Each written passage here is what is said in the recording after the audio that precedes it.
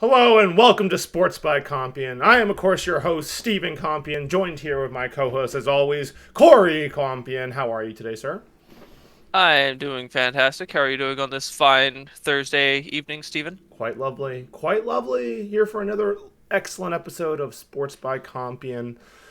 Corey, our subscriptions have grown, in fact. Finally actually reaching out No to some way. people. Dan the Man got us some new subscribers as well. Quite lovely. Quite Wait, excellent. do you have a Dan the Man, or do you mean Dan the Man from Jersey? No, I have Dan the Man who was here last podcast, Corey. Oh, okay. So there's multiple Dan the Mans. This is crazy. They Well, it's must just have like, a I fight mean, to come the on. If death. the guy's name is Dan, just why He not has throw? to be Dan the Yeah, Man. just throw on the man. Why not? But Well, anyway, Dan Mancini. Every time I call him, I'm like Dan the Man, and then I try to convince Manny that he's Dan the Man, and I don't think Manny calls him Dan the Man, but I do. yeah, I think we've That's the actually had important this part. exact conversation before when I mentioned Dan the Man. You're like, you mean the Jersey guy? I'm like, no, I don't mean that Jersey guy. Um, Well, Stephen, in that case, there's no promise it won't happen a third time. well, fair enough. Fair enough. Fair enough. Anyway, Corey, we got some college football to talk about. We had a pretty electrifying football week this last week in general. Both college and professional were pretty lit. Let's get into it, as they say in the Mick podcast world. So, just going over some of these games I actually was able to watch. So, I watched part of this Penn State Utah game before my internet just decided he didn't want to show me any further. Good to see Penn State pull out a victory, though. Shout out to my boys out there in Pennsylvania. Yeah, Penn State wins the Rose Bowl. That's a big one for them. I actually watched most of this Tulane USC game, and dude, USC had the lead for like most of this game. Like it was 14-0 at one point, like 28-14, but Tulane kept battling, man. Their running back went off. Dude had like let me look this up because I don't want to misquote it, but yeah, 17 carries for 205 yards, 4 touchdowns. Dude was all over the place, added a reception for 14 yards as well. Just an absolute amazing game out of Mr. Spears. I think he's going to be one of the top running back prospects this year. So good for him. Way to show that he could play against a legit Division One team. In the Trojans, disappointing season for the Trojans as they were ranked really high this year at one point, and sort of fell off. As bowl season approached, they probably shouldn't have lost this game, but such is life, and it's cool to see Tulane win a bowl game. They're obviously a smaller program, so always rooting for the underdogs for the most part. We had some other ones. Mississippi State destroyed. Well, no, actually they didn't destroy them. It was a fairly close game against Illinois. Sad to see Illinois go down. As someone who lives here, USC absolutely destroyed Dude, I UCLA. was gonna say, what happened there? Why I was don't know. Purdue involved in this bowl game? I didn't watch that one, but tough game for Purdue for sure.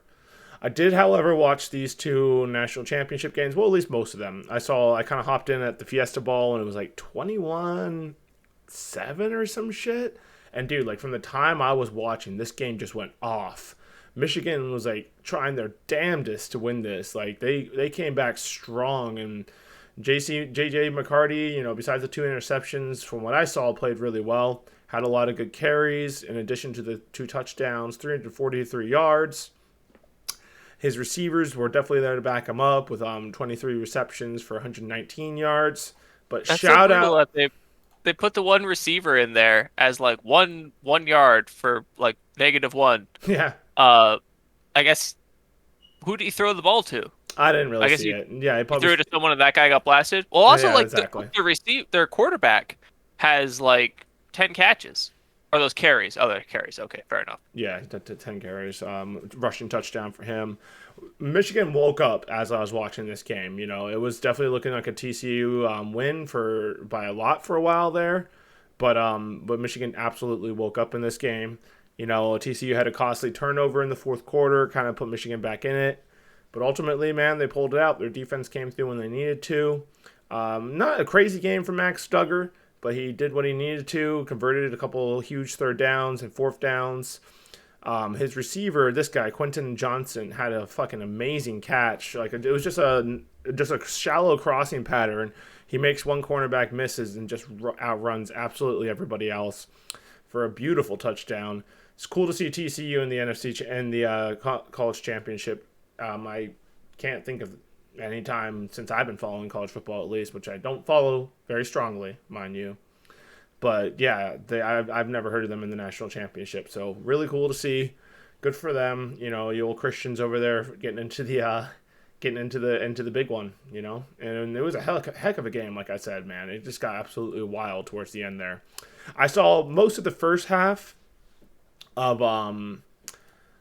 this one, the Peach Ball, and then I was dragged away to a Indian buffet for New Year's, which was quite lovely. But you know, I saw the end of the second half here. I've converted to doing morning cardio, so they were doing a rerun of it oh Tuesday nice, morning for me. And I was there, sprinting away, staring up at the screen. There was some weird lady like eyeing me up like I had murdered her child for like running as quickly as on the treadmill as I was. And I was like, right, "Lady, calm down. I'm just trying to watch this game." right, right, Um, right, but it was a good game. I was rooting for the Buckeyes, so it's sad to see that for sure. they lost in the end because I I was, thought they had it. I was like, "Damn, dude, you guys are they were killing up, it." they were up big. I remember like I was kind of checking the updates while I was at the party, and they were up like 14 points or something at one point in the fourth quarter with like 9 minutes left. I was like, I think they got this. But just furious comeback by the Georgia Bulldogs. Shout out to them. You know, they're defending national champions and they're back for another round. I think they outscored. We can look at it right here, but they outscored the Buckeyes 18-3 in the fourth quarter. So that's rough. Well, yeah, That's rough if you're the yeah, had a Buckeyes, man. strong You fourth quarter. got to do better than that, man. Got to put up more than 3 points. Got tied. I think I heard that. So first of all, the main receiver from Ohio got injured. This guy, I don't want to misquote it, but I think it was. Well, I think it's CJ Hayden. Stroud has a shitload of Oh, this is Russian. catches. That's why. Marvin Harrison. This guy here. Great start to. I mean, he had 2 touchdowns right off the bat. And then like there was a play where he just got absolutely rocked in the back of the end zone, and he was out after that, and apparently it kind of affected the rest of Ohio State. Apparently he's a huge part of their offense, so it was tough to see him go down for them, I'm sure. C.J. Stroud balled out though, man. Like as a guy coming out into the NFL probably this year, great showing for him. 48 yards, 4 touchdown passes. Huge game for him, but they definitely stalled out in the fourth quarter there, and I think the game ended with a missed field goal by Ohio State. Is that right? I thought you said you saw the second quarter, Corey. No, Yes. like so they went into halftime and my cardio ended, Oh, and I was okay. like, "All right, fantastic." And then I went on my merry way. Gotcha. But yeah, big game. It was cool to see it be so competitive. I think a lot of people thought Georgia was going to blow out Ohio State, so it was kind of cool to see them have some serious fight in them. And this was a very close Yeah. game. It's cool to see both those bowl games be so close going into the national championship. So hopefully So I also saw who was it? Alabama having a pretty close game with someone. Who'd they have their bowl game against? Because it that was was my close at Tuesday. first. It was close like That in was the my first couple Tuesday quarters. cardio. So it was Well, close. okay. So It again, was I saw first, up until the yeah. second half. It was close in the first quarter or so, and then it kind of got out of hand for Kansas State. 45-20 is the final there. Tennessee gets a win Uh, over Clemson. Ohio over Wyoming by a short margin. Notre Dame over South Carolina for the Gator Bowl. Again, I was going against Alabama just because I was like, Alabama's around too much. They're too big of a name. I have no idea who these other guys are. Right, Let's see them get some blood. for sure. But Also, like, as soon as I posted up there and I was like, holy shit, it's so fucking early. I don't want to be here. I wish I was in bed right now. I instantly see this fucking tight end catch the ball and just run through like 3 guys. I'm like, all right, I'm in the mood. Let's do this. We're running. Let's fucking run. And also, I saw this one bullshit play, dude, where the guy catches it, plants his foot, gets Which hit, one is and this? Is as this he's Ohio or Kansas State? Who was catching it? this is Kansas State. Okay. So he catches the ball, plants his foot. The ball clearly gets across the first down, and I'm like, fucking first down. But he's getting hit out of bounds. His foot was behind the first down marker. The judge runs up and he's like, nope, it's fucking, he's short. And this was like, that was their third down. Oof. For whatever reason, they don't challenge it. I'm looking at it like, fucking challenge that shit. They don't challenge it. They just fucking, I think they punted and that was that. But I was like, that was for sure first down. They just robbed this poor man That because it was a sucks. hell of an athletic thing, man. He like got his foot inbounds, Will getting hit stretches the ball across. Yeah. Well, calls are gonna go against you for sure. Outrage, Stephen, outrage. Outrage. Shout out to Pittsburgh winning a bowl game over UCLA. They weren't even ranked, and they Oh, beat number 18. And yeah, I mean that's good because of everything going on with DeMar Hamilton. We're not going to get into that. Every other sports show is covering the hell out of it. We don't have much to say other than I hope the guy's okay. Do you have any strong words for your boy DeMar? one thing I saw that I thought was like such a baller quote.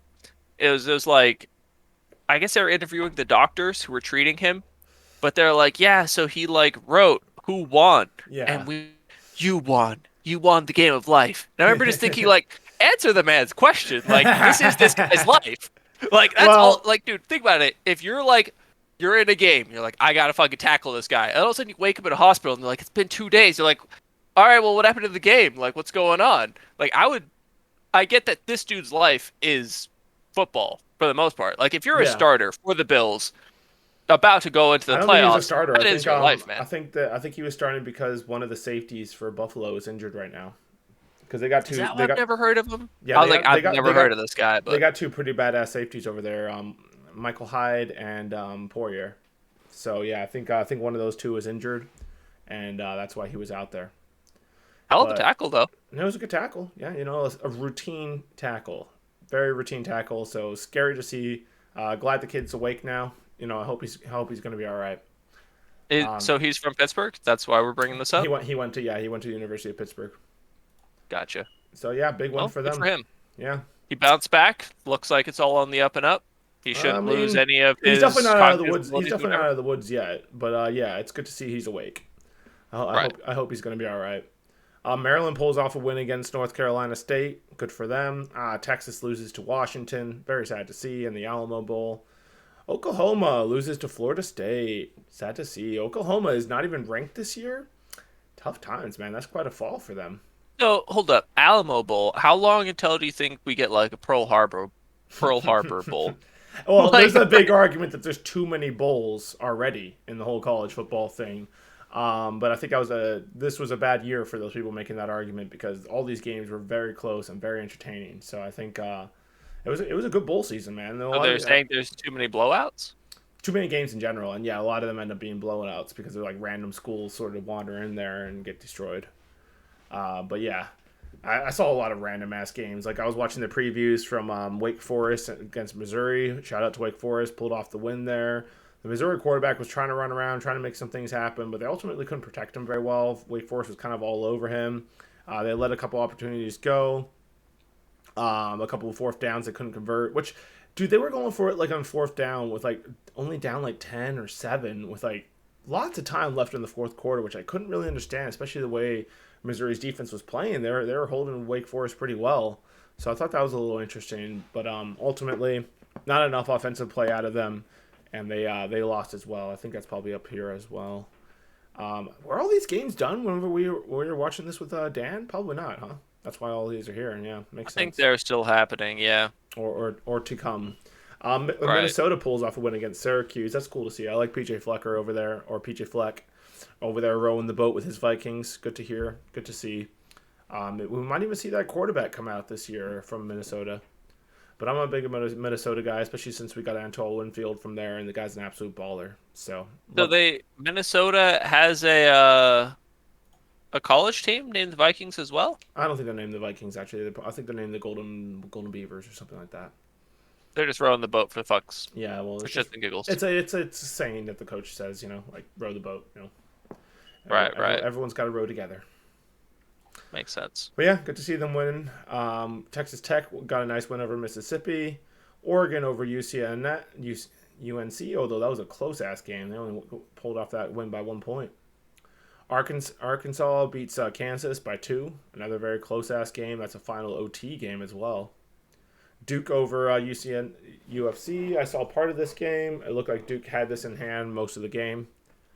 Wisconsin gets a win over Oklahoma State as well.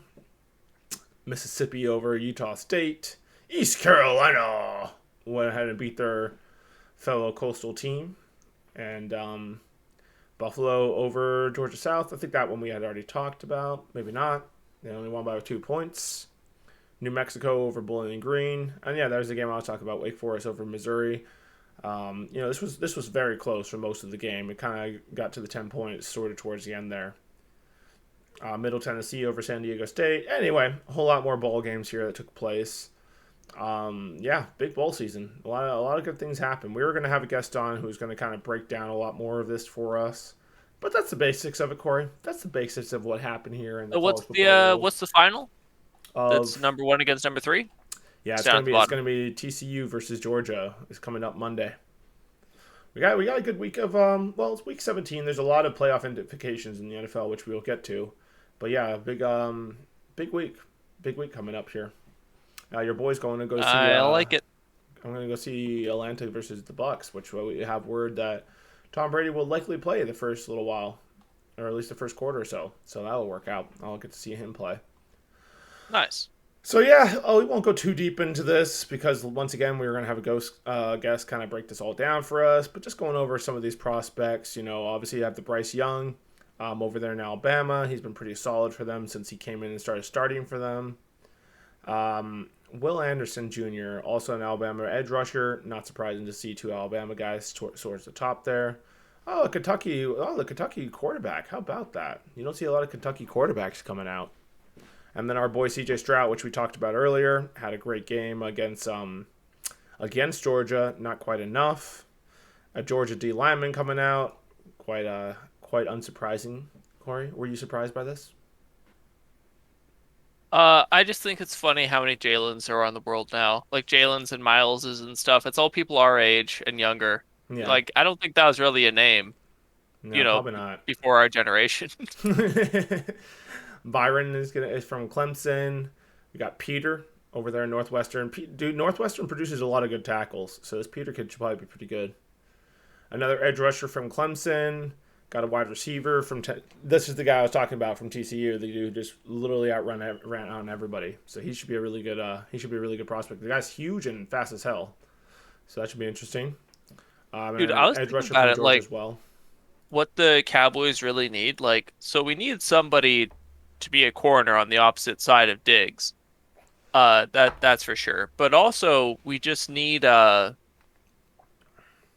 if we can't pay Tony Pollard, we need a second running back because it's not like we're going to release Elliott, but we can't put the whole workload on Elliott. So Sure. we may need another running back. I think our biggest weakness right now is probably corner or maybe Yeah. some safeties. Like our secondaries is I'm a big believer in you kind don't of banged draft a up. running back in the first round.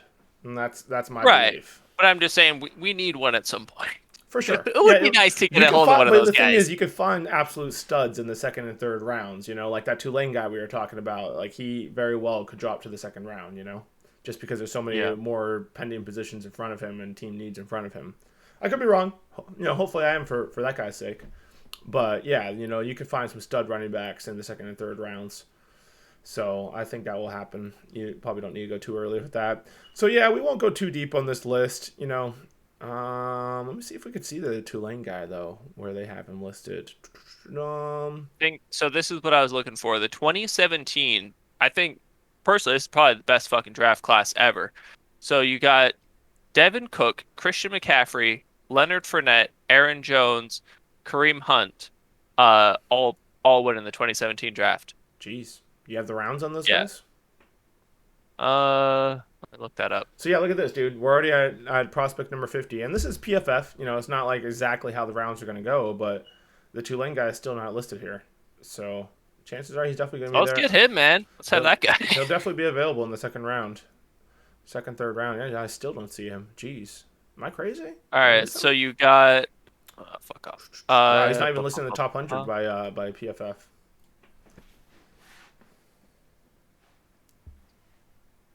Oh, come on, I don't need all this extra information. All right, so we got Leonard Fournette went in the first round, 4th overall. Christian McCaffrey, first round, 8th overall. Devin Cook, second round, There you go. 41st overall. And he's probably the best of those. No, okay, Christian McCaffrey might be better. Although Christian McCaffrey and Devin Cook are kind of different running backs. I think if you're going fantasy wise, I kind of prefer Devin Cook just because Christian McCaffrey wasn't Wait, no, alive the last couple of years. this is showing me the wrong season. This is 2019 season. Is it? What sorcery is this? What is this page even telling me? Corey, Corey. Dude, I don't know. They're lying to me now. I must continue my search. All right. Well, you look around at that.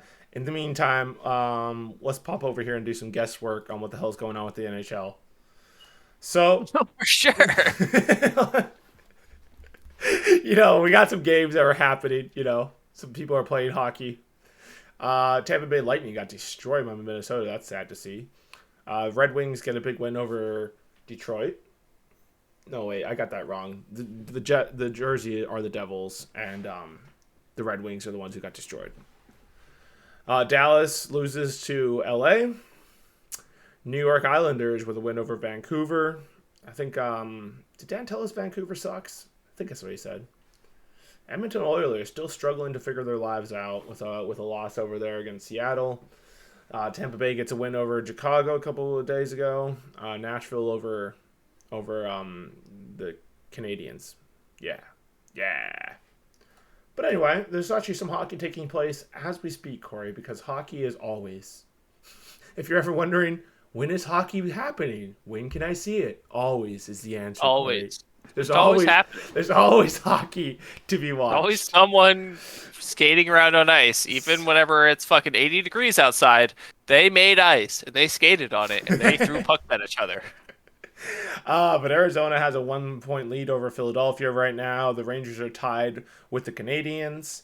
Nashville is tied with Carolina. Carolina's been hot lately. Seattle is tied with Toronto. We got the Devils are down by 1 point against St. Louis. Washington's down by 1 point against US or something like that. And Dan says they suck, so who knows how that game will end up. And there's yet more games later on. There's a 9 p.m. game. There's a 10 p.m. game. The Penguins are playing at 10. The Boston Bruins are playing at 10. Let's see who the Tampa Bay is playing next. We got Winnipeg next, and Winnipeg's been playing pretty good. So should be a pretty good game, that one as well. But yeah, Corey, hockey is taking place right now. It's happening. People are out there skating around, if you can even believe that kind of stuff. Dude, I personally... This draft is fucking wild. Yeah, Mr. Trubisky went first? Yeah.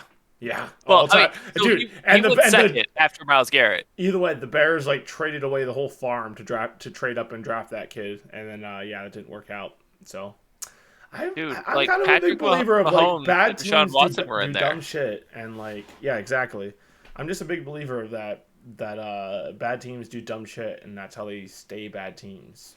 So yeah. Anyways, do you want to continue with this, or I found the actual draft order? Yeah, go ahead. And we'll get back to the standings. Leonard Fournette, 4th overall, first round, came from Jacksonville, actually, currently with Tampa Bay. Christian McCaffrey got drafted by Carolina, 8th overall. Hold on. I bet Jacksonville wishes they could go back in time and draft McCaffrey. Just saying. Leonard Fournette had a great rookie year and maybe a good second year, but not. It makes sense at the time though, because I watched a documentary about him, and he was one of those dudes that was just like a fucking giant whenever he was 12. Did you see that new kid that's 14 and has peach fuzz, and he has tattoos and shit, and he's 14 years old, and he's winning all these awards and shit because he looks like a grown ass man? I have not, but I believe it. Dude, there's this one kid, and he looks like a dude. This guy wakes up at 5 o'clock in the morning and goes to fucking swing a hammer at a construction site, and they're like, "How old are you?" He's like, "I'm 12."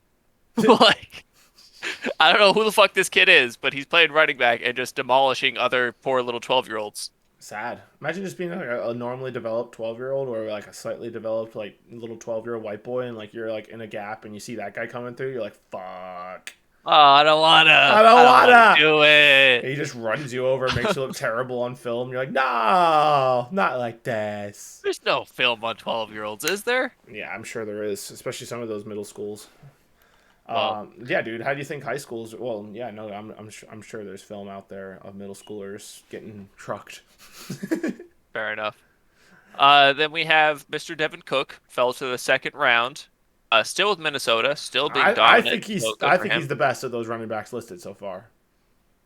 Joe Mixon, also second round, He 48th he he overall. dropped he dropped a lot because he had a lot of off the field stuff. I forget exactly what it was, but he had some off field issues coming out of the draft. Weird circumstances here. Uh, Cincinnati and Minnesota actually they swapped picks here, and both took a running back. So I don't know, some shenanigans going on there. Then we got Alvin Kamara, third round, and Kansas City's Chiefs, Kareem Hunt in the third round, 86th overall. Houston Texans took Otana Foreman. You have any idea who that is? Not at all. One of the guys that didn't Oh wait, didn't if hit. he's Foreman, he might still be playing right now. I think he's with Carolina right now. Finally, kind of breaking out, if you will. Let's have a look see. Is it Tennessee? Uh, bu- Tennessee drafted him? I think Yeah, so. I yeah. see him in a Tennessee jersey. He's with Carolina now. Playing good now. Like he definitely he kind of burst onto the scene a No, little bit. The Texans drafted him. Oh, well then maybe he's not the guy I'm thinking of. But I know he He kind has of burst onto the 31. scene last year whenever when Derrick Henry went down with some injuries and he was playing pretty good. I think he's in Tennessee now. No, so he was with Tennessee last year. This year he's with Carolina. Yep, Okay, you're right. so it is the guy I'm talking about. Okay, cool. Yep. But yeah, He so he did kind 2 years of with Houston, 2 years in Tennessee, and 1 year currently in Carolina. he's played well since he's been over there with Carolina. Yeah, him and Chuba Hubbard have been a pretty good duo over there with the Carolina Mick Panthers. Speaking of Carolina, Corey, are you done there? No, dude, this draft class is fucking stacked. Still got James Conner in the third round, Wow. right? And you'd think that would be it. Then Chicago Bears took Takri Chikun. I let's see, did you do anything, sir? He's got he's got 5,600 career yards. Oh wait, no, that's in Yeah. college. So maybe you're no okay. I'm trying to think of his He's got name. 1,000 career yards. Not bad Not bad. across 5 years. Yeah, That's good for not you, that's buddy. not great. More yards than I got. That's true. Um, More yards than me too. so there's a bunch of random running backs. The reason I bring this up, another running back. The reason I bring this up is Aaron Donald. I think that's his name. The running back from Green Bay. Aaron Aaron Jones. Jones. Aaron Jones. Aaron Jones was also yeah, here we go. Aaron Jones, fifth round, Wow. 182nd overall. Jeez, that's quite a So drop. you're right. You can scoop up pretty decent quality late in uh Absolutely. late in these rounds. I mean, you gotta Yeah, there's get a couple other running backs. No idea who they are, but yeah, you gotta have a good scouting department, but you can absolutely find some gems in those late rounds. Running yeah, back is one of those positions you can kind of take a risk and hope you find somebody. right. But yeah, Anyways, onwards and upwards. speaking of Carolina, they're still on top of their Metropolitan Division, Corey, and playing some pretty good hockey. They got the Devils hot on their tails with the Rangers right behind as well. I don't believe this has changed too much. Oh, Pittsburgh has definitely dropped. Pittsburgh was definitely like higher up last time we checked on this. I want to say. Oh yeah, there's Columbus. That's who it was. I remember I was saying in the U.S. So they're winning right now by like 1 point. But they are clearly at the bottom of their division. Will they beat Philadelphia, who is right above them? Pretty bad game overall, I guess. Boston Bruins found their way to the top of their Atlantic division with Toronto and Tampa hot on their tail. Buffalo playing some pretty good hockey as well in number 4. Are they Boston Bruins because they brew beer? I don't know. That makes sense to me. We'll go with that. If they are, then I'm fucking here for it, man. Fuck the Devils. I'm here for the Brewers. Yeah, well, they're at the top of the division right now. We got Dallas still hanging on to the top division over there in the West, with Winnipeg hot on their tail. Minnesota just absolutely destroyed the Lightning last time as we saw a couple days ago. Colorado Avalanche still in the hunt very much. The defending champions. I think they might find themselves in the playoffs. Got Vegas over there at number 1 in the Pacific with Los Angeles behind them as well as Seattle. So yeah, still very much up in the air. I think this is still relatively early in their season. We should probably start seeing playoffs sometime after the Super Bowl. I think is how it works. Does that make sense to you, Corey? Sure. Also, when our season kicks off, Fair enough. and by our season I mean the Costa Rica Football League. That's right. First practices are starting this Sunday. First practice, or for our team at least. Interesting proposal I received. Good friend of many years. Doesn't have the best English just yet, so he can't come on the podcast. But good friend of mine, played a couple seasons with him back when I was with the Bears. He is a stud, so he's on the All-Star team. He was trying to recruit me. He reached out to the dude who runs the All-Star team and was like, "Hey, you know who Corey is?" And the guy was like, "Yeah." And he was like, "Hey, do you want him to come play for the All-Star team?" And he was like, "Yeah, sure, as long as he like pays the entrance fee and shit." So I'm on the fence because on one hand, I've played in this league for 11 years and I only tried the All-Star once and I got cut the day before the game, so I was bitter and angry about that. And I was like, fuck the All-Star, I'm never going back. But this is now a different administration and I'd get an All-Star jersey for just playing one game, which could be kind of cool, especially since it's like my retirement year. But it would also involve a whole nether set of practices, which my team already practices twice a week, so is now committing to 3 practices a week for one game. I'm a little on the fence about it. I might go with it just because it's like $50 and I get an all-star jersey, Do it, Like bro. in It, like 20 years from now, whenever I got all my jerseys up on the wall and I can be like, and this was my retirement year. I, just went in there and got this you this should do it. Pro Ball jersey. You should do it. I think it'll be fun. Yeah. I'm I still mean, on the fence. I haven't reached out to the guy at all. He like sent me a link to the chat and I did not join it, but I think I will. you should do it.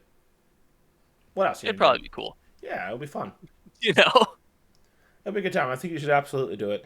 Corey, seems like a good time for us to pause real quick here and go for our first non-sponsor sponsor of the day.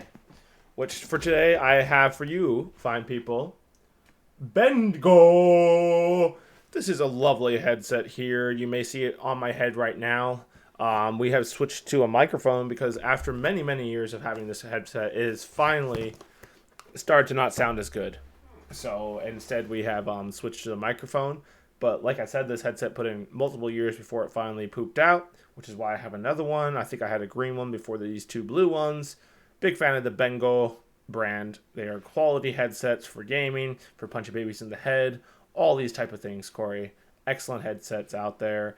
And they are a proud non-sponsor sponsor of Sports by Compian, let me tell you. They don't know that we're shouting them out, but we are, Bengo. We are. We're shouting you out. How do you spell it? Bengoo. So it's like multiple O's. Bengo! Bengo! Bengo! Bengo! I But like yeah, it. that's the So situation. you've minimized the application and the sharing of the screen has gone away. Yeah, I'm not really sharing anything right now. That's why. That's Because fair. we're about to switch over to the NFL. Woo! Moving away from a sport we have no idea what the hell's going on with. But shout out to NHL. Keep your hockey up, boys. Yep, So yep. yeah, as you can see, our boy Demar is right here on the headline. He has mostly stolen the headlines over the last couple days, which is fine. It's a thing. He needs his attention. And I I'd hope be surprised if they finished that game just because both those guys are already in the playoffs. I don't think there's any big implications. I think it was just like two really good teams are going to play. This will be fun. yeah, I think that's kind of where it is right now. But yeah, I think it seems a little strange to me to just kind of not play that game, especially since it's kind of big for playoff implications. But I mean, whatever. I Well, guess so who still has playoff implications? both of them. Then Oh, is it they're like home field advantage type yeah deal? they're both trying to they're both vying for the number one seat. Which apparently, if Kansas City wins this week, they'll get it. So it wouldn't really matter that much. But I mean, I don't know. It seems a little strange to me. But whatever. Apparently it's not important. And apparently, all those people in their fantasy finals, which is definitely not me this year, got my ass kicked in fantasy. Those people are all screwed. Oh, Apparently, I don't really know how that's gonna ah. work out. Yeah, I remember hearing about some dude was like he named off a whole bunch of players. He's like, I need these players to get me 60 points, and one of them was like T. Higgins. So I was like, yeah, you're probably fine, but if you're dependent on T. Higgins, probably not. Speaking of T Higgins, he's actually the one who went into that contact hit, which I nothing was on gonna him. say, was that him? Yeah, it was T Higgins. Dude, but that's what you do. Yeah, I You mean, catch the ball, you lower the shoulder. I don't think anyone is throwing shade at T. Higgins. absolutely not. No, absolutely If not. you are, you don't know the sport of football. Right, right. I don't think anyone. I haven't heard of anyone throwing any shade at him. Like No, I it said, that just was a very routine tackle. happens. It was a very clean wrap up and fall to the ground together hit. Exactly. Exactly. And he even got back up briefly. He Um, stood up. It was like, nope, went back down. right, right. And once again, we're not going to get into that. Like tons of people are Right. covering that already with way more information than us. But hey, the Dallas Cowboys kicked off Thursday football of Week 17 by beating the Titans. Good win for them. It was close in the first quarter, right, Corey? First couple quarters. Yeah, I remember sitting down and watching that during dinner, and then I was like, I can't watch us lose to the Titans, and I got up and went upstairs. Dad was like, we won't, and I was like, I know we won't, but I'm still not gonna watch this game. But I'll yeah. maybe watch the playoffs, but I just don't watch that much football. For having a sports podcast, really don't watch that much football. Oh well. Well, at least you're pretty informed about what goes on somehow. Mm. But On the yeah, phone. good win for the Cowboys. I think Dak Prescott threw another 2 interceptions. Cowboy fans are slightly I did concerned see about that. all. They're slightly concerned about all these interceptions One coming out wasn't of their his deck. fault. One Yeah, wasn't his fault. One came out of the tight end's hands. And the second one was like, yeah, no, that's on you, Chief. Probably yeah. don't do that in the future. That'd be ideal for the team in general. The But team in general. you're the guy. You're our guy. You have the chevrons for this season, and probably for more seasons to come. Who are we really going to replace him with? He's our guy. Yeah, I agree. He's you got to roll with Dak. I think he's People good. talk mad shit about him, but Yeah, people talk mad shit about anyone who's a cowboy. 100%. If you wear that jersey, you're gonna get talked shit about. Just Especially how the world especially the works. quarterback. Right. So yeah, it's I don't think understandable. anyone liked Romo, which looking back at him, Romo was pretty good.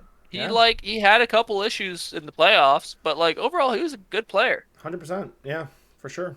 I don't think too many Cowboy fans are too mad at Romo. I mean, yeah, like you said, No, he no, not definitely. Cowboys fans, but I mean the league in general talk shit about Well, the Romo. league in general are a bunch of haters. What are you gonna do? That's Everyone's gonna hate on everyone else's team. Is kind of how it goes. I mean, here at Sports by Compian, I absolutely hate the Saints. So there's that. But anyway, we also had some other games. This game came down to the wire. The Falcons had a long drive at the end of the game to get into field goal range. Way cool! Knocked it through for another game-winning field goal for him. Great kicker over there for the Falcons. Good to see him get a win. We also saw Trey McBride have a pretty good game for the Cardinals. Their second-round pick, I think. Good tight end out of there. I was watching him on Hard Knocks the other night. Cool kid. I wish him all the best. When Hurts went down, he kind of took over the number one tight end spot over there. Good to see him sort of blossoming into a decent tight end. I heard you mean eats or Ertz? Hurts, yeah. That's what I Ertz. mean. That's what I mean. ETEZ, I think, something like that. The Lions went ahead and destroyed the Bears. It might be too little too late. If I think if it's Seattle wins, they're out of playoff contention. It wouldn't matter if they are able to beat the Packers this coming week. But yeah, big win for them over the Bears. Just absolutely ran all over them. I think both their running backs went for over 100 yards. Jamal Williams, I believe, had like 2 touchdowns. Swift had a touchdown. Big game for them. The I Jaguars, love to see that like the Lions and the Packers are competing. The bottom feeders of the division against like the guys who have been the champions of the division for like years and years are going head to head to see who gets like the wild card spot. yeah, but once again, if Seattle wins, Detroit would be out of it. So Detroit's playing at Sunday Night Football. But The there's Seattle still that teams are away. bubble, is what I'm saying. Yeah, it's interesting for sure. And if Seattle does lose, it's going to be a play in you're in type of scenario for that game. So should be a good one on Sunday Night Football. Yeah. Um, but yeah, moving on, we got the Jaguars. They were the first ones to make Houston look really bad. Houston has like nobody over there, and people are wondering how they're in all their games that they are. The Jaguars were the first ones to kind of put them in their place, if you will. 31-3, absolute blowout. I didn't really watch this game. And the Jaguars make the playoffs? Apparently, yeah, I think they're kind of in. I think they need to win this week to get in. The playoff scenarios are very confusing over Can we see this. the bubble before we continue with this? Yeah. Let's see if we have that. Maybe. No. Team schedules No, we doesn't cannot. help us. No, no, we cannot. Oh, here we go. Playoff picture. Ah, Let's have a look. See. You guys have to be nice and laid out, right? Okay. So, the Raiders. I think they have already clinched their division. They're sitting at number one right now. I believe if they win, they will be the number one seed in the AFC. The Bills have obviously clinched their division as well, as have the Bengals. Well, the Bengals have clinched playoffs. They haven't quite clinched their division yet, which is wild because apparently the Steelers are the ones still giving them some trouble, which I don't know if that makes any sense. No, so it must be the Ravens who are giving them trouble. Okay, yeah, I that think makes the sense. Ravens are still competing. Yeah, and it's going to be the Ravens and the Bengals, actually. So I guess whoever wins that will win the division. The Eagles have clinched a playoff berth, but they have lost 2 games in a row now. Are certainly reeling after losing to the Saints, which we didn't get to. We'll get back over there in a minute. They lost to the Saints? They sure did. They sure Oh, did. damn, man. Hurts really was the guy over there, huh? Guess so, yeah. Gardner Minshew had kind of a rough game. So, yeah, they've been struggling a little bit since he's been down. The 49ers, man, are starting to look really dangerous. This Brock Purdy kid, like, nobody could have seen this coming, but he's playing some good football right Mr. now. Irrelevant out here doing some shit. Indeed, indeed. The Vikings drop a big one against the Packers. They got absolutely demolished, which we'll get back over to in a little while. So they have clinched the division. Oh yeah, so they still have already clinched the division, but I will say, I think they need pretty them and the 49ers probably need the Eagles to win in order to have a shot at the number one division, number one seed. pretty fucking funny quote I heard from That's Good Sports. I think it was like Arizona was down to their third string quarterback, and it's like, and they're down to their third string quarterback, which is a bad thing unless you're the 49ers, in which case that's great, and you definitely want to be down to your third string quarterback. Yeah, there's talk that Jimmy G is finally in a walking boot now, but not obviously not quite walking or running healthy yet. So Right. he might be No, back in you time. roll with Brock, man. He's hot. I mean, if you can go all the way to the semifinals, what am I looking for? The NFC Championship game or the Super Bowl, he could be back by then. So there might be a little quarterback controversy still to come over there and with the 49ers. So Dude, yeah, maybe Jimmy G is good. I mean, he's been there twice. Like, yeah. bad quarterbacks don't really get there twice. I mean, I think the number one defense definitely helps. And The 49ers defense is absolutely lights out. They're balling out right now. But yeah, the Vikings are a mess. The Buccaneers have clinched their division with the win over Carolina this last week, which we will get back to in a minute. Chargers clinch a playoff breath, which is the first time in a while. We'll get to see our boy Justin Herbert in the playoffs now for the first time in his career. That should be cool. let's go. Baltimore Ravens lost to the Steelers. They are reeling since Lamar Jackson went down, but they still have a chance at the division, and they've already they'll be in the playoffs. Cowboys have already clinched a playoff berth, as have the Giants this last week when they beat So, the so Colts. the Cowboys, if we beat the Commanders and the Giants beat the Eagles, then that means we Yeah, clinch the division. and they got a chance. I don't know if they clinched the division. Well, so scroll up because we're Oh yeah, we're you're right. So yeah, yeah. the Eagles have Well, not clinched the I guess division it yet. comes up to strength of schedule at that I don't point. know how they break that down, but yeah, it's I think it's strength of schedule. this is definitely gonna be an interesting week. There's a lot of teams still in it right now, I and think if they lose and we win, we take that because they would have already clinched the division if because it has to do with strength of opponents at that point. yeah, who knows? I guess we'll find out soon. Yeah. Jacksonville Jaguars are in the hunt, but they are probably going to get in if they can beat the Titans. Do they have the Titans next? Yeah, it looks like it. Yep. Up against the So it should Titans. be a good win. It should be a big game for them. Patriots, they won last week against who did they beat? Oh, they beat Miami. Miami is reeling as well, man. A couple of tough losses for them in a row here. Seattle is also a team like they beat the Jets last week, but that's their first win in the last 4 weeks or so. I want to say. So if they are able to win, I think they're in. So like I said before, if they win, Detroit's out, and they would be in the playoffs. And then these two teams on the bubble here, once again, if Seattle loses, they're in. One of them play to get in. Yeah, That's gonna be a fun game. yeah. There's a lot of good games coming up this week. The Titans are on the bubble. Wait, who This is took why that we should division kind of then? should have recapped the last week before we got to this playoff picture because there's so many games that we're kind of brushing over now. But But anyway, but who takes the? I thought the Titans won that division by default because everyone in that division was trash. Who's incorrect, sir. clenching that division? Like I said, the Titans have been terrible. They've been reeling as well. They've been playing really bad Right, lately. but who's in their division that's taking their spot? The Jaguars. Oh, okay, yeah, I got you. Yeah, the Jaguars have a strong chance to So win the that division. Jaguars took the division. Okay. Well, they haven't taken it yet, but there's a very good chance they're going to. Hmm. But yeah, Titans are still in the in the hunt. If they win against Jaguars, I'm not sure how they break that down, but I guess somebody's getting in. Steelers are somehow in this at 8-8. It makes no sense with like the few pieces they have over there right now. But yeah, they're definitely in it right now. According to Frankie, Kenny Pickens, he's the guy. He's the Yeah, future. they're buying in. I mean, Yep. they're not scoring a whole lot of points or anything. They beat the Ravens 16-3, 13 last on Monday Night Football. So Saw like their longest touchdown pass a couple weeks ago was like a 20-yard pass. I was like, that's your longest touchdown pass on the year? Damn, bro.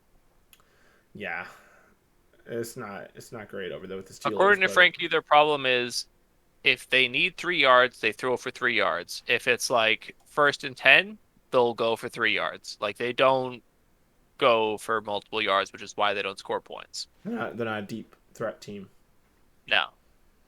Defense is good though. Yeah, defense is always good over there with the Steelers. But yeah, so that's the playoff picture. That's the I like mixed it. situation. But getting back to these games here, where were we? Yeah, so Jacksonville's destroyed the Houston. This was a super close game. Chiefs and Broncos. The Broncos were actually up like 10-0 at one point. Patty Mahomes had a fumble or an interception in the red zone. So like the Broncos defense showed up to play. Russell Wilson even kind of showed up to play. Had some good plays, but eventually ran out of What steam. defense has been good all year? Yeah, There's no points on their favor. exactly. This is probably like the most points they've scored in a while. So yeah, Right. it's a sad situation over there for our boy Russell. Though we've kind of covered that already. And then yeah, Patriots and the Dolphins was a close game. Teddy Bridgewater goes down with had a hand injury, so he couldn't grip the ball, and we got to see Skylar Thompson, a rookie, come out and try to lead Miami to a victory. I think he threw a touchdown. He looked okay. Didn't quite do enough though. The Patriots were And able to Brock pull off Purdy that it. win because that Patriots defense is legit, man. Patriots Yeah. defense is legit. They're playing some And good. also, you know that fucking the evil wizard loves fucking with rookie quarterbacks. That's his Yeah, thing. yeah. Like I said though, Thompson played pretty well. And it's not like the Wizard had the whole week to prepare for the rookie quarterback. He thought he was going against Teddy Bridgewater. Right, right. And then yeah, the Giants destroyed the Colts. This was that I think the Colts didn't get that last touchdown until very late in the game. Obviously, the main talking point of this whole week is Kayvon Thibodeau having that play where he broke Nick Foles' ribs on a nasty sack. It looked fucking awesome. But then like an extensively long snow angel. I don't know And why Snow it was Angel. so long. He definitely didn't see that Nick Did Foles he was get flagged for that? no. He didn't Oh, see that Nick no. Foles was down next to him. But there's a couple Dude, how do things. you not hear a grown ass man like groaning with broken ribs right next to you? It's a very loud stadium. I don't know. Everyone's shitting on this guy. I don't condone it at all. I think it's fucking totally fine for you to celebrate. He definitely went a little long with the celebration. I don't think he knew that Nick Foles was down right next to him. He had a pretty interesting quote, I want to say, whenever Jeff Saturday was trying to talk shit about the situation, the intermediate head coach for the Colts. He's like, I don't even know who that guy is. And it's like, all right, buddy. I mean, you probably know who the head coach of the team is. Like, and especially a kind of legend like Jeff Saturday. But he's like, yeah, I hope Nick Foles is okay. So this guy's been getting shit since before he came into the NFL. The reason he kind of dropped in the draft was people were like, his personality is just kind of weird. He's just kind of weird. So like, there's a lot of shit for this guy. I think he's playing some good football. I think that's part of the fucking game. And honestly, Pat McAfee pointed this out. This is more on the Colts than on him. If you're an offensive lineman, you should have grabbed that guy and threw him away from your quarterback. Hey, buddy, wrap this thing up. My quarterback's fucking down. Move it along. Get a 15-yard penalty. Who cares? You guys are getting fucking destroyed. Somebody on that Yeah. Colts team should have come over and fucking had a word with him when he was taking too long. That's your fucking quarterback, dude. You got to do something. That's your quarterback. So I put this more on the Colts team than anybody. Apparently, like the training staff guy was the only one who finally was like, "Hey, dude, move it along. I'm trying to fucking help this guy." So yeah, I definitely put this on more on the Colts than I do on Kayvon Thibodeau. The Colts are an absolute mess. Not sure what the Who's fuck is going throwing on with for them. them now? I Well, honestly didn't even really know that Nick Foles was over there. I thought he was still with the right. Bears. I kind of was a little surprised to see him throwing around the ball too. Yeah, apparently they've seen enough from Matt Ryan because even whenever Nick Foles went down, they brought back in Sam Ehlinger. So they've Well, Matt apparently Ryan's hurt, isn't he? he might be. Maybe that's why they didn't I bring him think back it in. was like I think he was hurt, and they're like, even if he's not hurt, we're not bringing him back this year. Could be, but a rough year for Matt Ryan. I like Matt Ryan, so it's kind of tough to see. But he's been absolutely terrible over there with the Colts. They apparently can't protect anybody though, so it's definitely not on him. Yeah. That offensive lineman has been terrible. That whole team is a mess. It's kind of sad to see. But good for the Giants, man, clinching a playoff berth. I think this is their first So, time since like 2016, 15, something like that. would you say Teddy Bridgewater? Do you think he just chills there, like doing a Gardner Minshew type role, just being a backup, or do you think he bounces to somewhere like the Colts or like New Orleans, somewhere that they need a I quarterback? don't think anyone's looking at him like a starter right now. And the little bit he played against the Patriots, it's not like he looked super impressive. He definitely has not looked impressive over the last couple of years. He was with Denver last year, and I can tell you as a guy who had to pick him up in fantasy a couple times, he did fuck all. He hasn't been good the last couple of years. I like Teddy Bridgewater. You know, he was an absolute stud with the Vikings. Probably never the same after that big hit in the playoffs where he just got knocked out fucking cold. But yeah, he's no one's looking at him like a starter right now. In Do you my think a opinion, couple I could years be from wrong. now we're gonna be talking about Tua like that? Like Tua's not the same after that time where he just like collapsed on the field. Could be. I've never really been much of a believer in Tua to begin with, but yeah, I think it could be. Yeah, who knows? There's a lot of quarterbacks we could be talking like that about in a All little right, while. It's a so tough league. so out of like the trifecta of backups, you got the Red Rocket. What's his name? Came from the Bengals, currently Andy with New Dalton, Orleans. which is a crazy Andy situation Dalton. going over there with the Saints because Jameis Winston was their starter going into the season, and he tore something against the Buccaneers and was like out for a while, but he is apparently healthy, and they're still not playing him, which I don't really understand because Andy Dalton's been far from impressive. Like they're winning games, but I think it's more because of their defense that just refuses to give up points. Well, they're I probably like, we're not making the playoffs. Let's not put in our guy that we actually think is our guy. Let's use this guy No, that's gone after this year. that's not the case. No, I think they're just done with Winston, All which right, is so weird. A Andy lot of teams, Dalton, Gardner Minshew, Teddy Bridgewater. Who you taking out of those three? Gardner Minshew for sure. And I agree. probably somebody to be mentioned right now is Jason Stidham for the Raiders. He stepped in for Derek Carr and played a hell of a game against the number one defense. As we're about to get to, he put up 31 points. Looked sharp. He looked good throughout most of the game. So I think he's somebody that they might be considering if the Raiders don't hang on to him. I think a lot of other teams will be knocking on the door for him. Cooper Rush could be somebody that some people are looking at for a starter next year. But ultimately, Yeah, you Rush kind of did want to well. find your future in the quarter in the draft. I mean, look no further than the Colts to have that be a good example. They went with Philip Rivers, led them to the playoffs, but lost in the first round. Next, they went with Carson Wentz, who we're about to get to, had a rough game against the Browns. Dude, 3 interceptions, managed to eliminate the Commanders from contention. Yeah, I like Carson Wentz, so it's kind of tough to see him suck so much because he's been absolutely terrible over the last couple of years. And then now they're with Matt Ryan, who has been terrible too. So I think people are going to start getting away from this whole bringing in veterans to be the answer to your team. I mean, obviously it's not always easy to find somebody in the draft, which is why it's hard to find a fucking quarterback in general. But Derek That's why the Carr, Steelers are not recruiting anybody. They're like, nope, this rookie that's mediocre, we're gonna turn him into a guy. yeah, I mean he could still very much be a guy. He was a first round draft pick for them, so they're gonna take some time and develop him for sure. But yeah, dude, there's not really anywhere to trade for you know. Derek Carr will Right. probably be on the move next year, which I It's think is weird how it's like you only need 32 of these guys, but there's not 32 of them. not 32 people in the whole world who could play quarterback at that level. Isn't that crazy? The whole world, because that's like one of the highest paying jobs in all of sports, and you That's just also something you have to prepare for your entire goddamn life. And there's guys doing it their entire goddamn life Yeah. and are just Well, not in the nearly United in the States, U.S. But there's other leagues that are around the maybe world. Canada, There's maybe you're surprising how many Europe. European leagues there is, dude. There's Romanian leagues. Yeah. There's German leagues. There's a lot of people playing football out there. But quarterback is a hell True. of a position, man. It's not easy. And then the Saints took down the Eagles, man. You Granted, love to there see it. was one play where I think the Eagles were about to get back into it. They had a nice touchdown. I think they put them ahead, maybe like 17-13, and it got called back for the worst holding call I've ever seen in my life, dude. So the guard grabs the dude and just absolutely bulldozes him, and the dude loses balance as he's trying to reach for the tackle and just falls. So the guard falls on top of him, and they called it holding, and that went for a touchdown.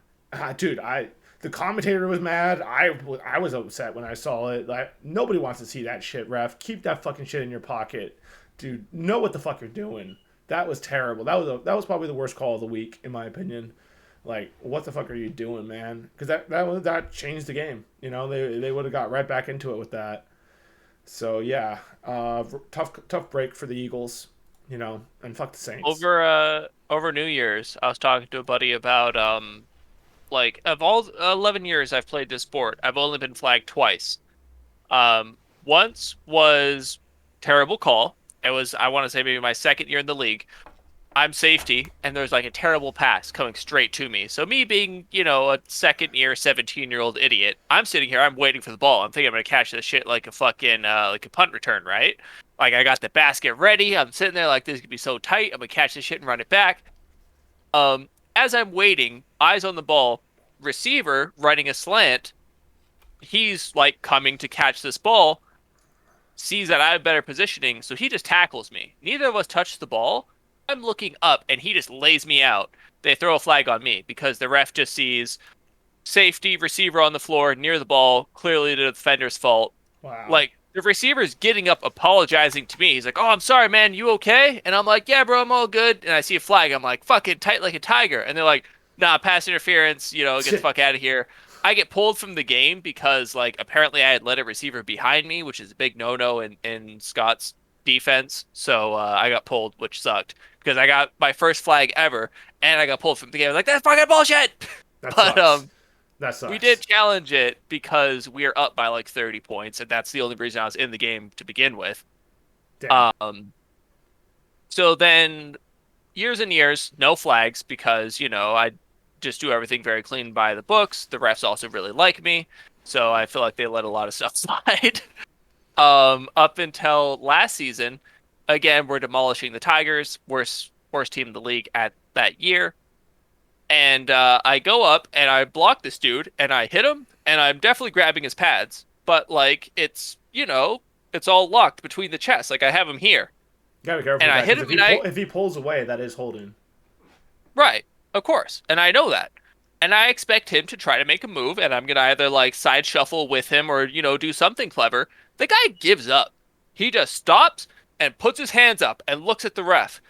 And I'm just holding his chest. And I'm like, what? But are you not going to like try to get off this block? And they're like, nope, flag. And I was like, motherfucker, like how is that? If That's he's a, not that's trying to a get away less from me, bad call than the first thing I'll say because as a but defensive still, lineman, you when they let that go.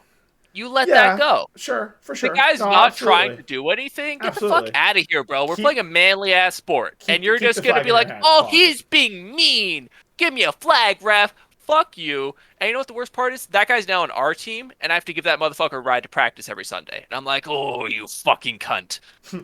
You're responsible for 50% of my fucking flags in this league. Who cares, Corey? Flag. I mean, whatever. Most refs are fucking idiots. I don't. I especially at that level. I can tell you as a rugby guy too. Like most refs are fucking morons. And I remember from Costa Rica, the couple of years I was there, those refs are even worse. So I wouldn't put Yeah, too they're much. not great. I wouldn't put too much stock in those idiots.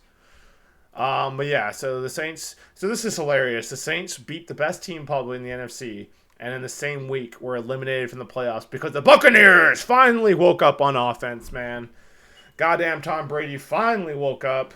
He discovered he's like, oh yeah, I can throw the ball deep to Evans, and to his credit, Evans finally decided to catch some balls. Apparently, he dropped the ball early. It sort of woke him up, and dude just destroyed the Panthers, dude.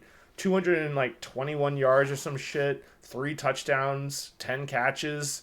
The crazy thing is he burned them like 3 go routes. Now, I'm a defensive guy, right? So like I was happy to see the Buccaneers score, but I was also like, how are you not giving these people safety help? Like, what is going on here? Like, he's running right by your corners. You might want to put a safety on him. But granted, we also have a lot of good receivers, which I've been saying all fucking year, which is why I've been so frustrated with this Buccaneers offense. But yeah, we got Russell Gage, we got Chris Godwin, who also had a good game. We got over 100 yards. We got receivers. So Is Russell Gage actually good?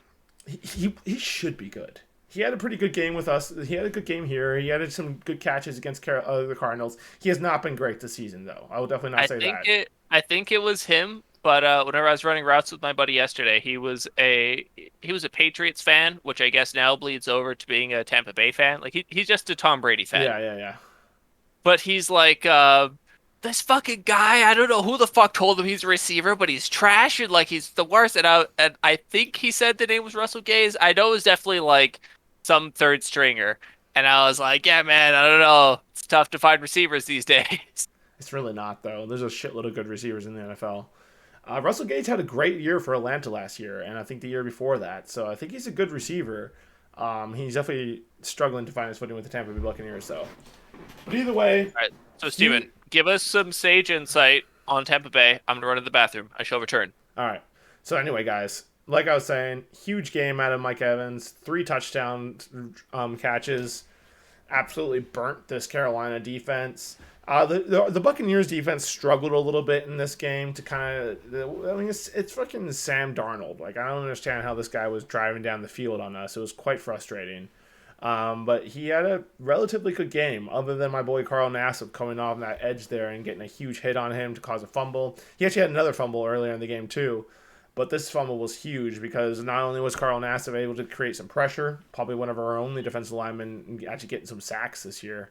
Him and Vita Vea are doing something. But great play out of Carl Nassib, exactly what we needed it. We were able to score on that drive. It was huge. It was huge. A really nice hit, fumble in the red zone.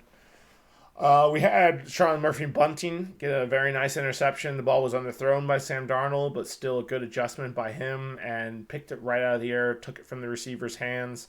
You love to see it. It was a nice interception. I think Devin White had another good game as well, kind of flying all over the field there a little bit.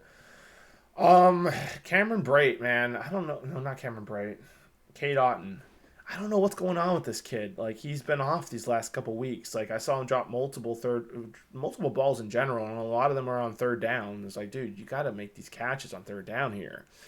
But hands down, the play of the game was Jake Camarda, our punter. And this sounds crazy because it's like, what do you mean the punter had the play of the game? But if you saw the play, you know why. 42 seconds left. We're punting the ball back to Carolina for their last-ditch effort because Ryan Suckup decided to try to make this easy for them. He missed an extra point.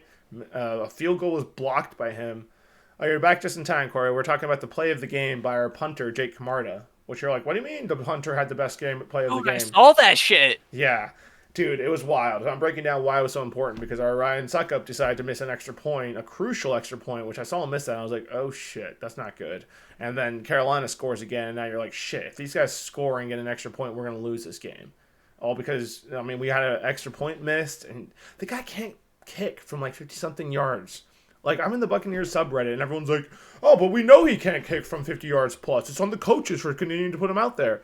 I'm like, what do you mean we got a fucking kicker who literally has not nailed a single kick from 50-something yards? Like, this is the NFL. Let's replace this guy. Like, he was solid for us in our Super Bowl year, decent for us last year as well.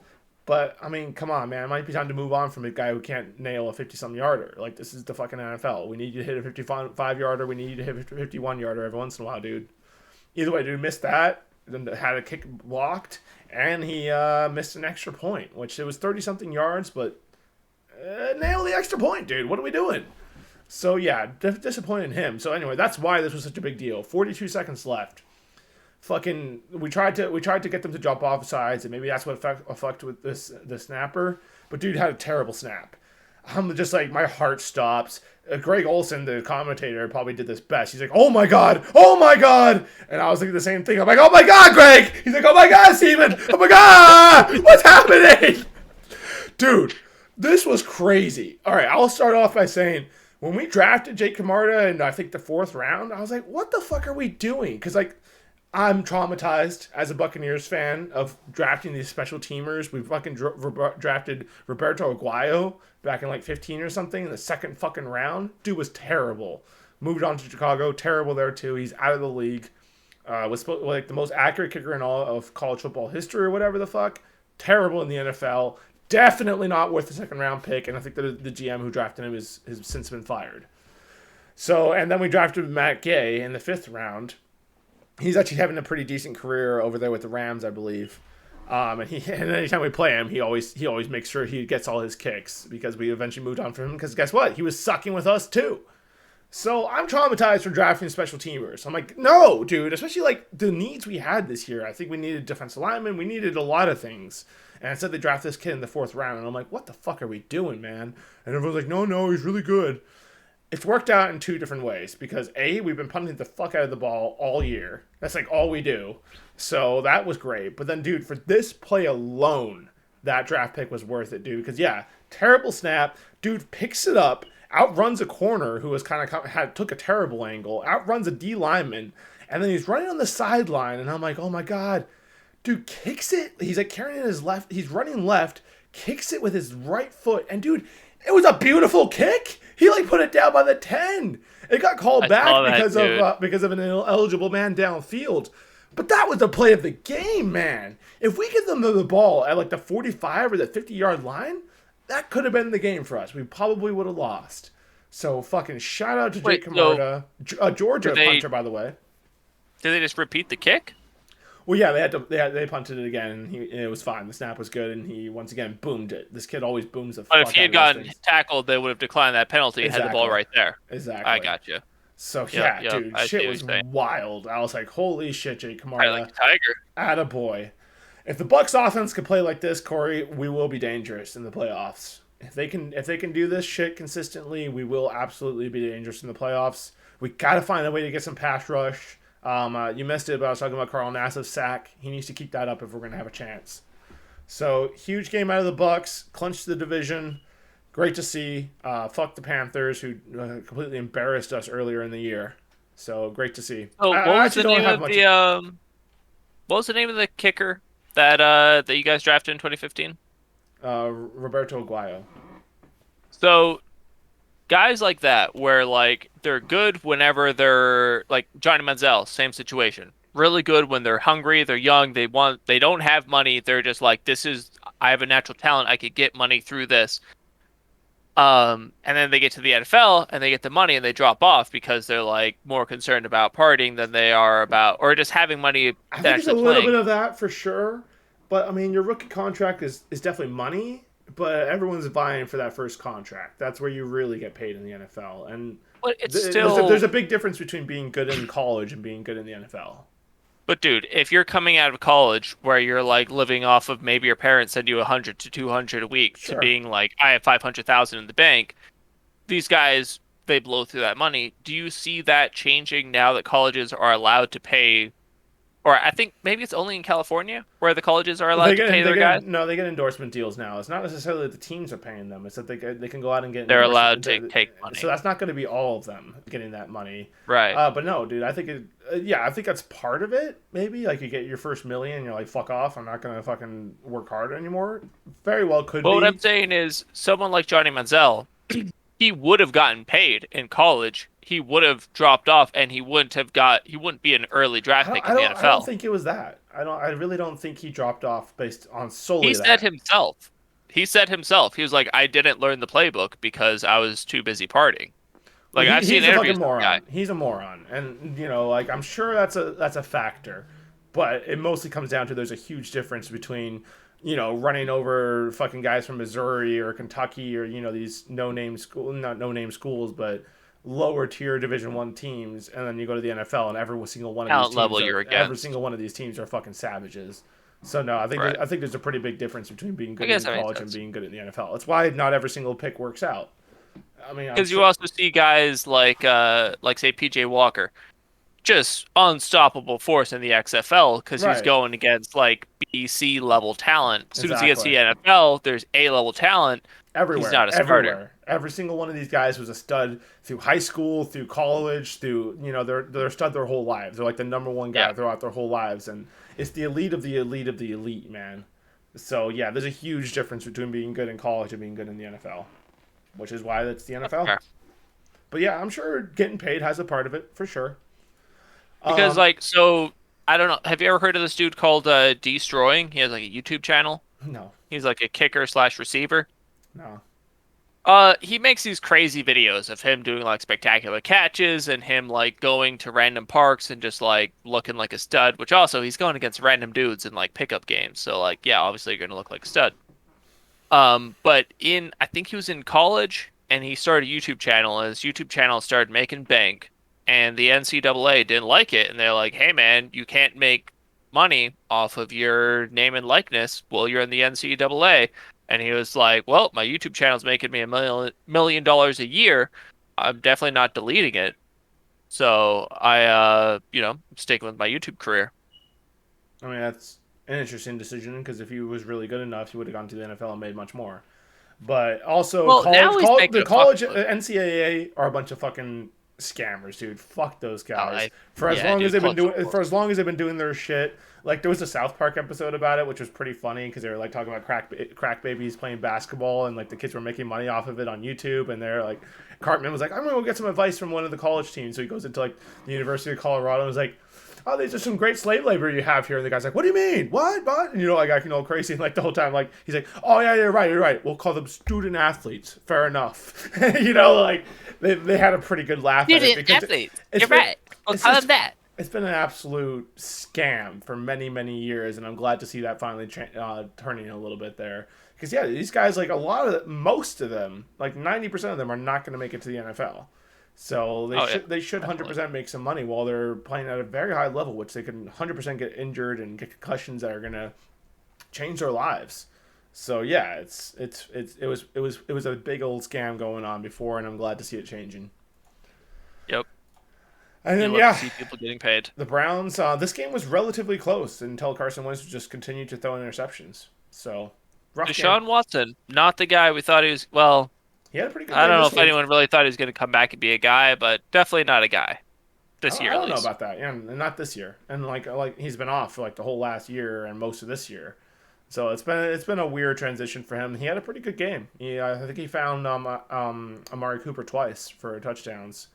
But that's So just Amari. Everyone's been throwing touchdowns to Amari because he's fucking Amari, and I don't know all why right. we Well, ever got rid of him. if we're gonna do that, we're gonna just suddenly discount every single quarterback who throws a good touchdown pass to a good receiver. That doesn't make too much sense to me. I'm just saying, we gave up Amari for a sixth rounder, and I'm still mad about it. As he should be. And As he you should be. know, Yeah, that's that. fair enough. That's a fair point. But also, you can't discount a guy throwing multiple touchdowns just because he threw it to a good Right. receiver. That's fine. That's true. All right. Anyway, so 49ers Raiders. This game was close as hell. The Raiders were leading for most of the game. Already mentioned that Jason Stidham had a hell of a game. But ultimately it wasn't enough to beat the number one defense. Seahawks destroyed the Jets. This was kind of a disappointing game if you're Mike White. He came back from injury and had a rough game. Threw a pretty rough interception on like one of their first drives when they were kind of really getting the ball going.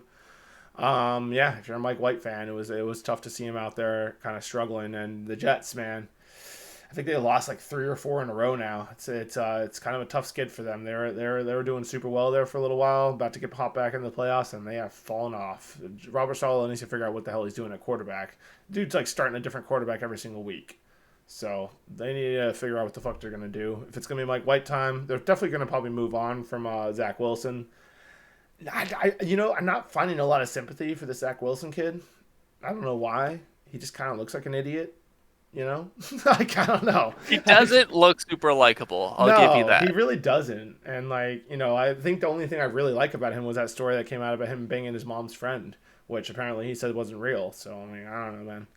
Well, he also had a girlfriend at the time, so Yeah, true, even that's kind of like you're a piece of shit, bro. If true, you yeah. if he did in fact have a girlfriend. Although I do think banging MILFs is quite amusing.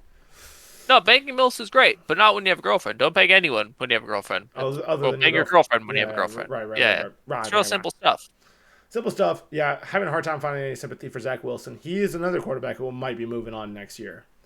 So maybe somebody will be looking at him. I mean, he's a former first round pick. Someone's going to give him another shot. It was funny as I saw this YouTube video from like I think when was he drafted? Like 2020, something like that. Yeah, he was just drafted. So yeah, I think This 2020 was is right. like early 2020, maybe late 2019, and it was like draft don't draft Zach Wilson. And it was like from, that year. It was like before he got drafted. And I was like, whoever made this video, you're a genius. I'm not going to watch it, but you were right. Yeah, yeah. I mean, yeah, whatever. Whatever with Zach Wilson. He's probably not gonna be a good NFL quarterback if I had to guess. The Vikings, man, they just fell off in this game. It's hard to say what the fuck was going on with them. They had one point where they had like a turnover in like Packers territory, like in the red zone, like 10-yard line, some shit. And not only did they go 3-and-out, but then they got the field goal missed. Missed or blocked. And then subsequently, like kicked off. I think they got the ball back, went 3-and-out again, kicked it off. So maybe not a 3-and-out, but either way, I think they maybe went down. They got a field goal. I forget how, but they like kicked it back, kickoff return for the Packers. Dude just took it right up the middle. Like, granted, I'm not here to like accuse kickers of not being able to make tackles, but this attempt at tackle was terrible by Greg Joseph. The dude was like cringing. Like you just see like this huge hole, and you see like the kicker just kind of like chilling in the one side of it, like, oh no, he's coming through the hole. And there's like the worst attempt at a tackle I've ever seen, dude.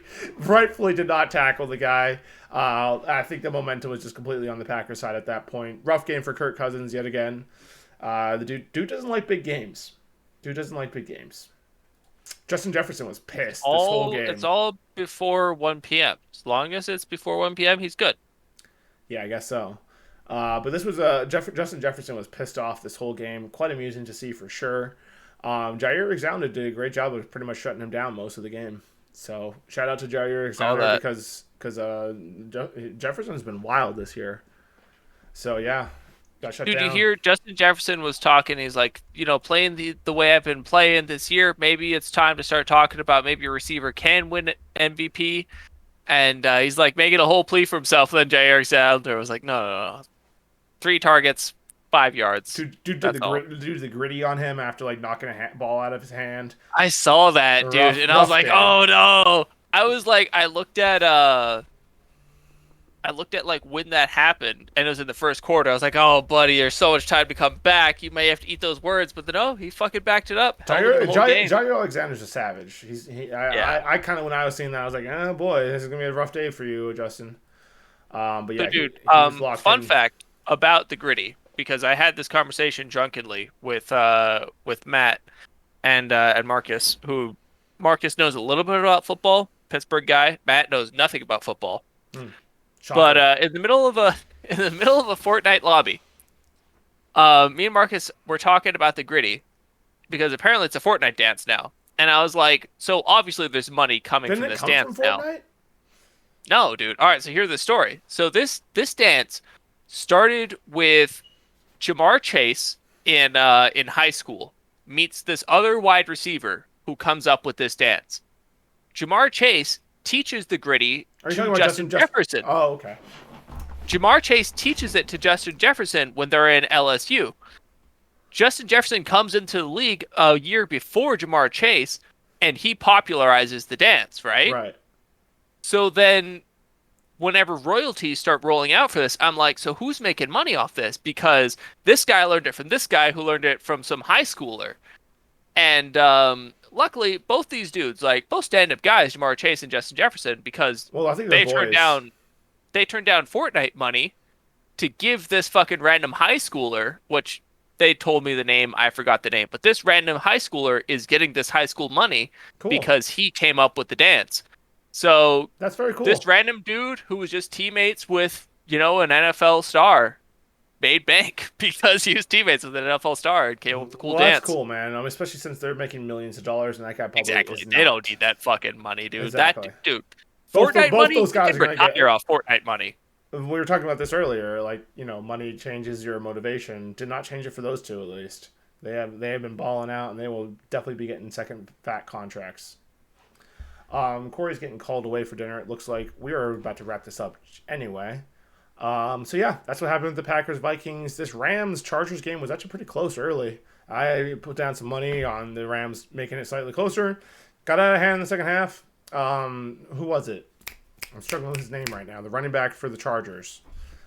Fucking Austin Eckler. Austin Eckler had a hell of a game. He was just running all over the Rams. Had a great game You for know that himself. guy owns a team in fan control football? Interesting. I didn't know that.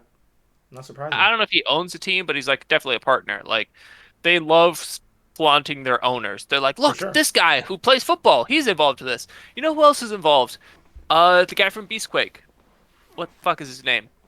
Running back, Seattle. Oh, Marshawn Lynch. Marshawn Lynch. Marshawn Lynch is involved. He was in there commentating.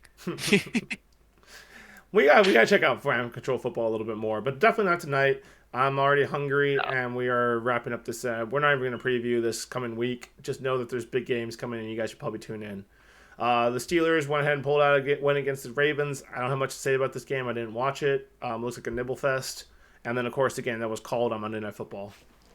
That's Uh, fucked up though. Look at Ticketmaster. They're selling tickets to this. You just give tickets to the guys that were already there, I would think. I don't know how that works. Don't have too much commentary They're on that selling either. tickets to this, so Whatever. I don't. Who knows what that really is? So anyway, Corey, to wrap this up, we got a quote from our book we've been reading here, The Essential Leadership of Walden. This dude won like shitloads of national championships in college basketball back in like the fucking 60s and 70s, bro. So like well before we were even thinking about getting born. This dude was out there just fucking winning shitloads of championships with them. Probably one of the best college coach. basketball coaches of all time. Okay. Anyway, so his book has shitloads of good quotes in here. We're going to go with this one, though. Your source of strength. Preseason letter to the team. Is this right? Okay, yeah. There is much truth in the Kingpin's law of the jungle, where he says, the strength of the pack is the wolf, and the strength of the wolf is the pack. If you discipline yourself toward team effort under the supervision of the coach, even though you may not always agree with my decision, much can and will be accomplished. As someone once said, you will be amazed at how much can be accomplished when no one cares who gets the credit. So that's our boy John Wooden talking some very very good stuff, man. And the dude backed it up with shitloads of wins and shitloads of national championships. Anyway, Corey, this has been a lovely episode of Sports by Compian. We're going to go ahead and wrap it up here. Appreciate you people tuning in. Sports by Compian, out.